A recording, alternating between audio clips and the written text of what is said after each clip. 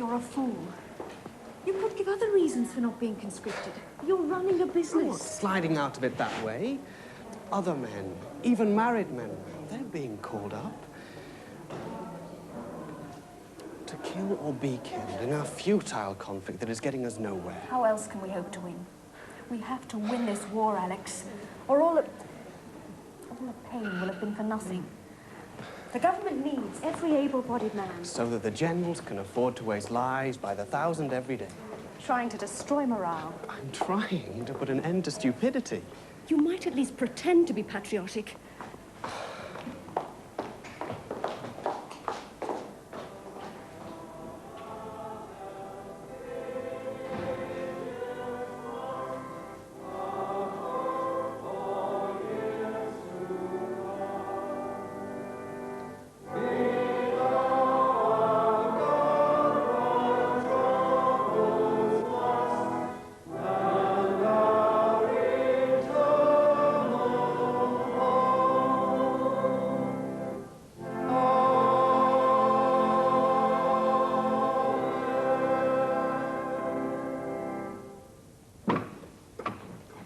My grievous duty, again, to announce the names of members of this congregation which have appeared in casualty lists during the week. We pray for the heroic souls of those whose lives have been claimed on the battlefield of the Somme, and for strength for those who mourn their loss. For courage for their comrades still in the fight, and for an early and a lasting peace. Will you please stand to honor the memory of the fallen? My papers have come. Oh, only because you turned 18. Got my name on. I know, but it doesn't mean to say that you have to go in the army. Not if you let the tribunal have a look at you tomorrow. You can be exempt. Like me. And Mr. Clegg, he's written a letter to say that you're doing good work, useful work on the farm. Just like I'm more use as a miner. Now, folk need coal and food in wartime, don't they? Important. Ah, that's right.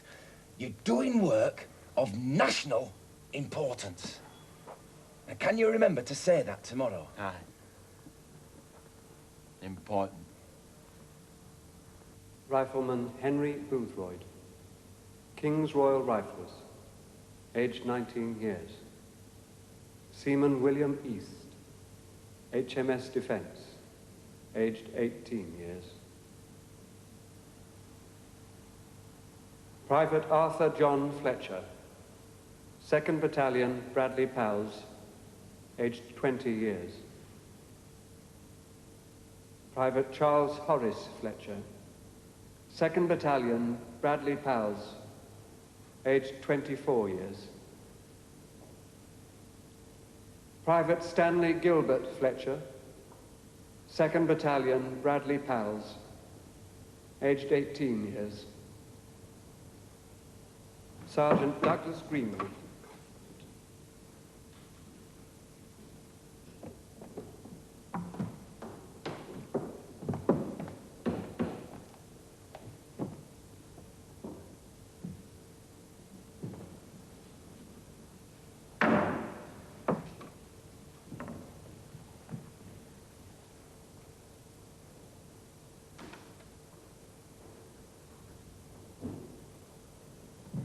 Listen, Freddie. Freddie, are you listening? Now, you may be no good as a soldier, but you can serve your country just as well growing crops, hey? Now, it's what you're best at. Promise me that's what you'll say tomorrow.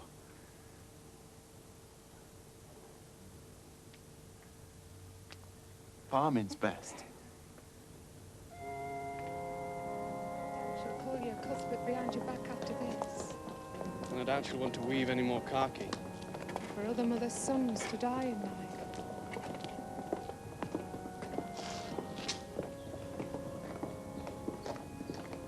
Charlie Fletcher put a worm down my neck once.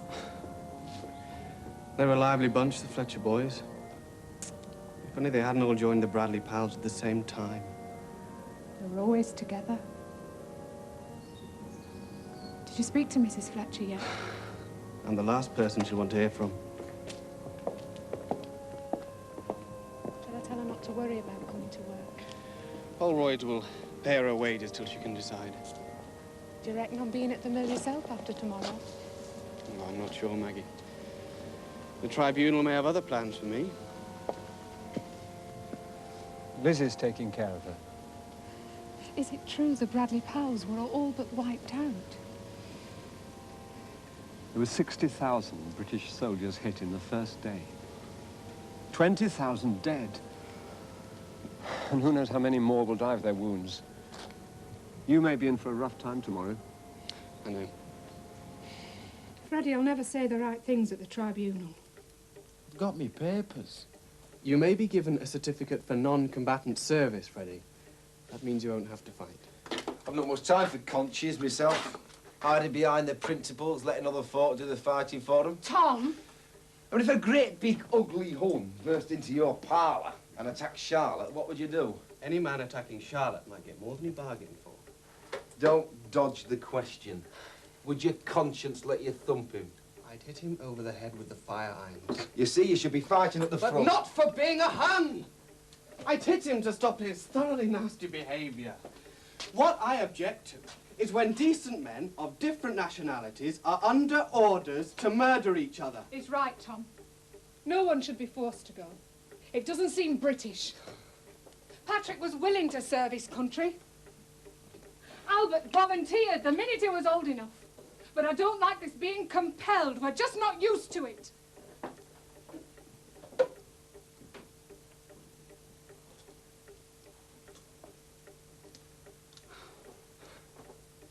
I suppose conscription had to come.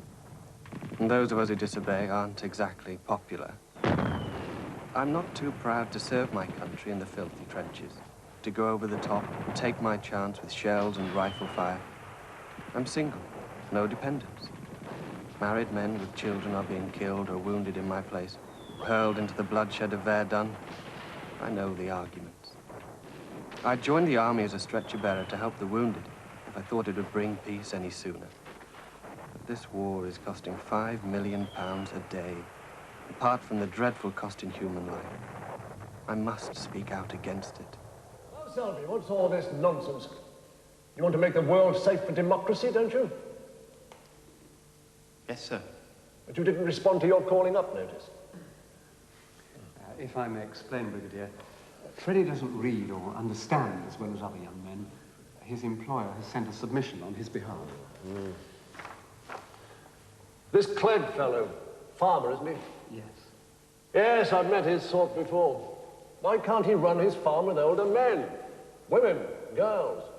We need fine strapping lads like this for the army. Don't we, Selby? Yes, sir.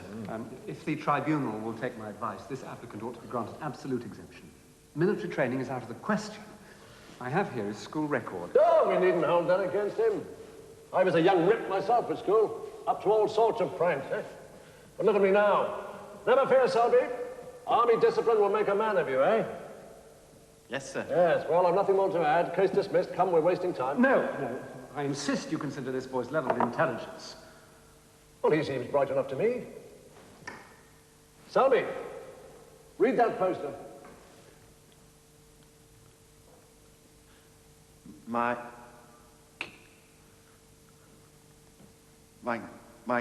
king needs me.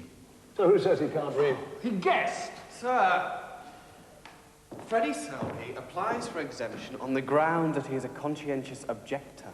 Take your hands off the table, Holroyd. Stand up straight when you address the tribunal. I don't think that's necessary. We aren't here to take orders from you. Then why exactly are you here, Holroyd?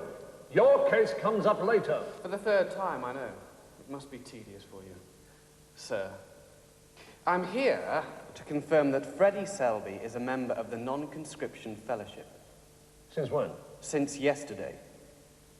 If you won't grant him exemption, the law requires that he be offered non-combatant duties or alternative service, like farm work, which he's doing already.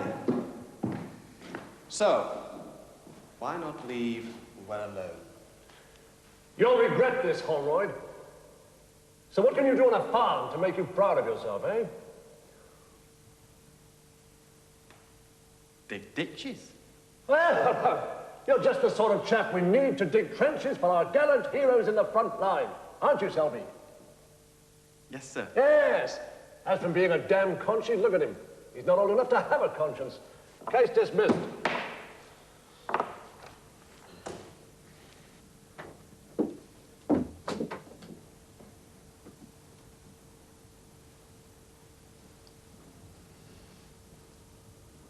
Got to go out there?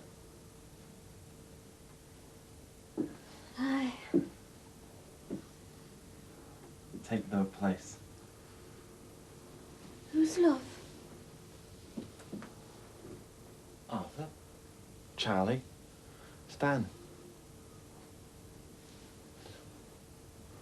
All gone. How'd you know that? Cards. In the window. Has Mrs. Fletcher put cards in her front window?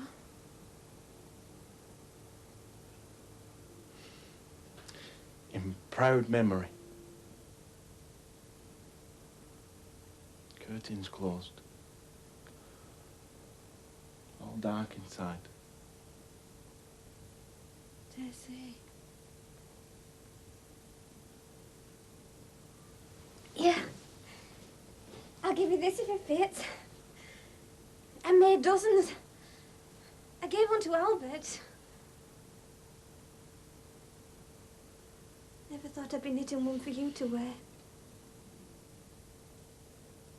Freddie.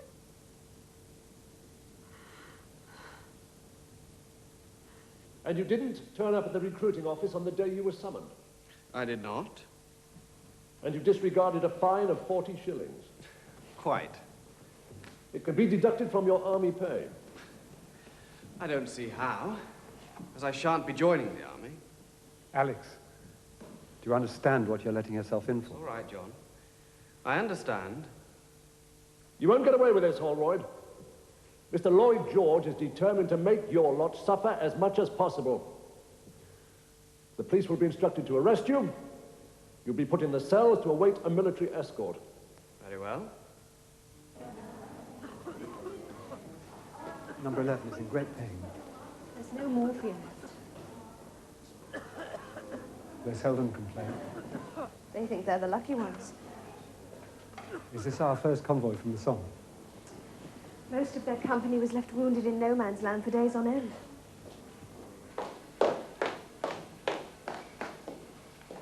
Charlotte?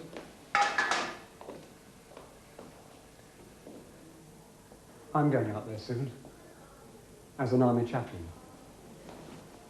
You'll be needed. You'll make a good padre, John. Has Alex been arrested? Yes. It's a sort of courage. Will you have a word with number 8? He's been putting halfpennies, anything which isn't sterile, under the bandages. He doesn't want to get better and be sent back to the trenches. I wish the authorities had more sympathy for shattered nerves. You know, Charlotte, if the government and the British High Command are made to think by what Alex and the other conches are doing, might it not be worthwhile? He may be forgiven. In time. News won't be as bad this week. Not quite as bad. Freddie may come through safe and sound. Patrick's been out there close on 2 years. And Albert's not a scratch so far. I had a postcard from Patrick yesterday, Tom. Did I tell you? I've seen it, love. Look, Alice. It's only one of them field postcards. It's crossed out all but I'm quite well. Oh, cheer up, you two. What's the betting how Freddie will be discharged after a week in camp? I mean, he's never been too sure which was right or left, has he? Can imagine him on parade. Hey, sure. off his coming.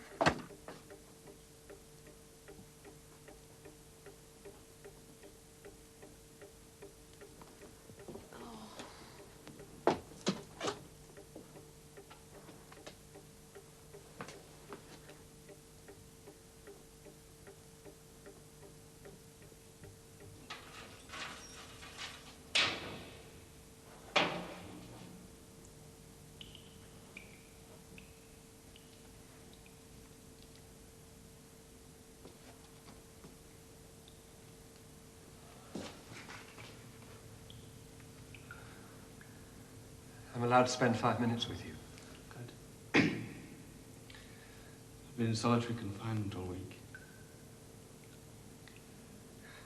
How did you get those bruises? Even when I'm quite still, I keep on coming into contact with a fist or a boot. Funny, isn't it? And the blanket? Oh, they removed my clothes. Not gently. I'm to wear the uniform or nothing. This blanket's better than nothing.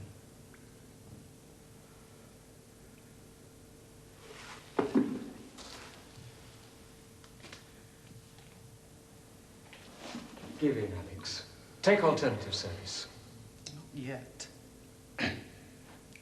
I want to know the worst this government will allow in its pursuit of cannon fodder. You're as obstinate as your sister. Do you want to send her any message? Please. Aren't you scared of night duty, Miss Allroyd? Grown men having bad dreams. Not as scared as they are. Oh, here's a letter. It were downstairs. Oh, thank you. From your brother? Yes. The brave one or the coward? Neither of my brothers is a coward. It's what everybody's been saying. And why should the army take Freddie and not him?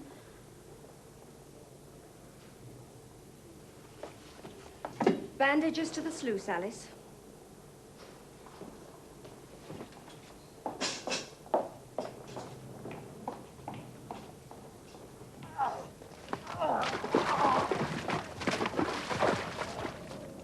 I have been sent to France, where I can be given field punishment if I disobey orders.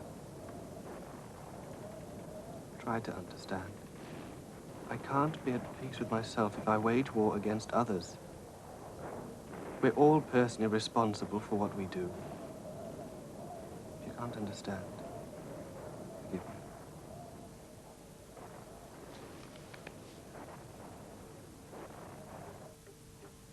Hello? I'm home. Pa? He's gone to the pub. Look at you sitting there in your dirty, lazy scruff. Is that a fresh pot of tea? Aye. Guess what arrived? A letter from Patrick. At last. Oh, he's ever so pleased with Michael's drawing. That's what your dad said, didn't he, love? And he still wants us to live in Ireland when the war's over. He thinks the troubles will calm down in time. Michael, go and fetch my slippers, eh? They're under the bed. Good lad. He says whenever he's ordered to the firing line, he just thinks of our little cottage in Kildare. Maggie? Does him far more good than a rum ration, he says. What?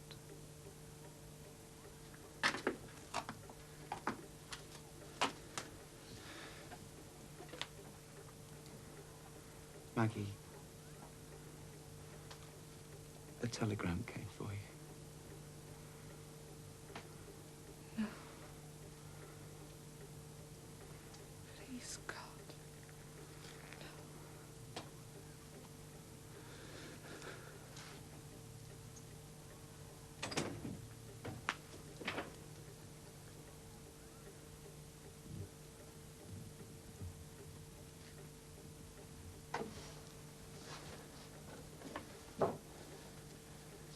Thank you.